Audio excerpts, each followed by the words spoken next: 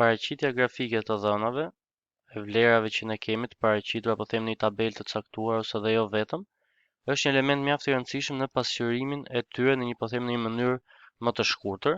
Atëherë, për të vendosur një grafik, është shumë e thjeshtë, mjafton të klikojmë dy seri të cilat ne duam të vendosim. Për shembull, duam të shohim se cili menaxher se sa i ka shitjet bruto, mjafton të klikojmë të dyja këto seri që kemi zgjedhur, shkojmë tek insert dhe këtu zgjedhim llojin e grafikut që na përshtatet. Sigurisht nëse ne po themi zgjedhim të pie chart, nuk është një element, pra nuk mund të zgjidhet pavarësisht se këtu pasqyrohet si grafik, sepse kjo nuk është, pra këto shitje nuk janë 100% të cilat ndahen mes njëra tjetrës. Prandaj është e rëndësishme që të zgjedhim llojin e duhur të grafikut, kështu që shkojmë te grafiket në këtë rast me kollona të cilat mund të paraqesin. Pra zgjedhim atë të parën, japim OK dhe këtu tregon shitjen e secilit prej menaxherëve.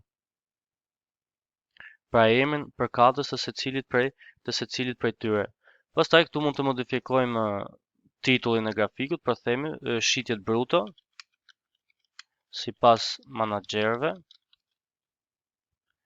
Dhe mund të bëjmë disa, po themi, modifikime kryesore duke klikuar këtu tek plusi. Atëherë kjo na tregon nëse pra kemi këto, si e themi ne, boshtet vertikal ose horizontal.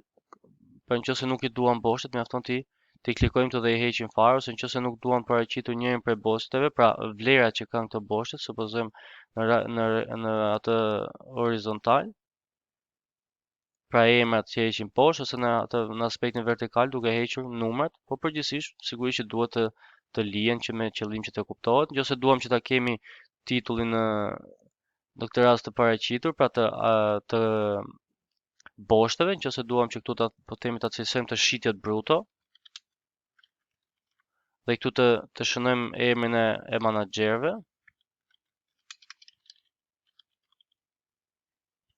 Ose nëse nuk i duam, ose nëse nuk duam njërin, mjafton që ta heqim njësoj tek pjesa e boshteve. Nëse nuk e duam, po themi, titullin e grafikut, mjafton ta klikojmë këtu dhe e heqim. Data labels, nëse duhet përcaktoj, po themi, numrat sipër secilit prej vlerave, pra nëse duhet t'i paraqes vlerat në grafik. Dhe nëse duhet i paraqes, pastaj këtu na jep mundësi të ndryshme se si unë mund t'i vendos, po themi, në qendër të grafikut, ose edhe këtu me vlera të caktuara, ose kemi edhe more options nëse duhet t'i shpërndaj mes tyre.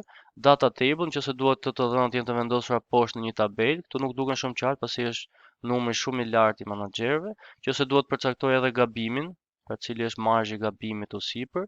Grid lines janë vijat brenda grafikut, nëse i dua ose nëse nuk i dua. Legjenda është kjo pjesa e serisë këtu që mund të hiqet, të cilat mund ta paraqes, pra se çfarë do thotë kjo serie, pra çfarë janë këto të ardhurat bruto, po themi, për menaxherë. Dhe nëse në fund dua të përcaktoj trendin, në ato raste ku kam seri, po themi, kohore që tregojnë një avancim, pra në kohë të vlerave për të parë, nëse kemi trend rënës apo nëse kemi trend zbritës. Duke klikuar këtu poshtë, po themi, kemi lloje të ndryshme ose template të ndryshme të grafikëve, pra ato lëvizje që ne i bëm këtu janë më të kollajta, mund t'i modifikojmë direkt. Zgjedhim ose edhe ngjyra të caktuara të grafikëve, ose themi edhe të paraqitjes së të dhënave, nëse i dua, po themi, me një blu të fortë, ato që janë me vlerë më të madhe dhe pastaj të vi duke rënë. Pra paraqitin lloje të ndryshme sipas karakterit po themi të dhënave që ne duam të paraqesim. Dhe këtu në fund kemi edhe slicerin, pra nëse e heq të select all këtu, dhe nëse dua të shoh vetëm sa ka, po themi, shitja Anita, mjafton ta klikoj Anitën këtu dhe pjesa e Anitës është po themi, është me ngjyrë më të fortë dhe të tjerat janë më të zbera. Pra nëse dua të jap rëndësi, po themi, pjesës së Anitës ose Armand ose me radhë, ose edhe pa i klikuar, mjafton që të hec mes këtyre emrave dhe automatikisht ato bëhen me një ngjyrë më të, po themi, më të fortë se sa të tjerët.